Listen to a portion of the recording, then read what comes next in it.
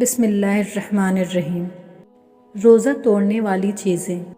کھانے پینے جمع کرنے سے روزہ جاتا رہتا ہے جبکہ روزہ دار ہونا یاد ہو، اور اگر روزہ دار ہونا یاد نہ رہا اور بھول کر کھا لیا یا پی لیا یا جمع کر لیا تو روزہ نہیں ٹوٹا۔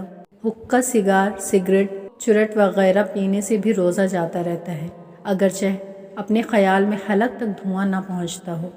پان یا صرف تمباکو کھانے سے بھی روزہ جاتا رہے گا اگرچہ بار بار اس کی پیک تھوکتے رہیں، کیونکہ حلق میں اس کے باریک اجزاء ضرور پہنچتے ہیں۔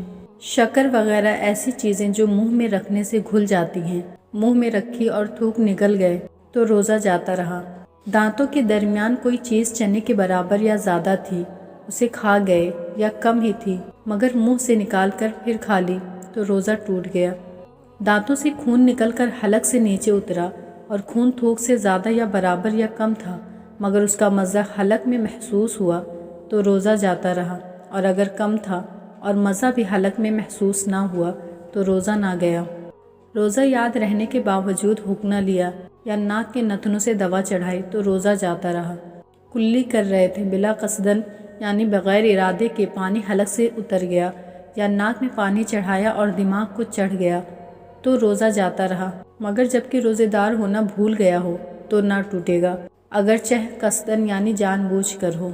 یوں ہی روزے دار کی طرف کسی نے کوئی چیز پھینکی، وہ اس کے حلق میں چلی گئی تو روزہ جاتا رہا۔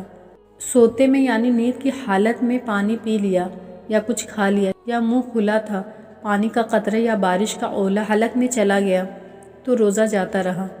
دوسرے کا تھوک نگل لیا یا اپنا ہی تھوک ہاتھ میں لے کر نگل لیا تو روزہ جاتا رہا۔ جب تک تھوک یا بلغم منہ کے اندر موجود ہو اسے نگل جانے سے روزہ نہیں جاتا، بار بار تھوکتے رہنا ضروری نہیں۔ منہ میں رنگین دھاگے وغیرہ رکھا جس سے تھوک رنگین ہو گیا، پھر تھوک نگل لیا تو روزہ جاتا رہا۔ آنسو منہ میں چلا گیا اور نگل لیا، اگر قطرہ 2 قطرہ ہے تو روزہ نہ گیا، اور زیادہ تھا کہ اس کی نمکینی پورے منہ میں محسوس ہوئی تو روزہ جاتا رہا۔ پسینے کا بھی یہی حکم ہے، قصدن یعنی جان بوجھ کر منہ بھر کر قے کی اور روزے دار ہونا یاد ہے تو روزہ ٹوٹ گیا، اور اگر منہ بھر سے کم کی تو روزہ نہیں ٹوٹا۔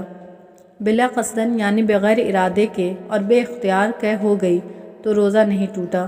تھوڑی قے ہو یا زیادہ، روزے دار ہونا یاد ہو یا نہ ہو، بہرحال روزہ نہیں ٹوٹے گا۔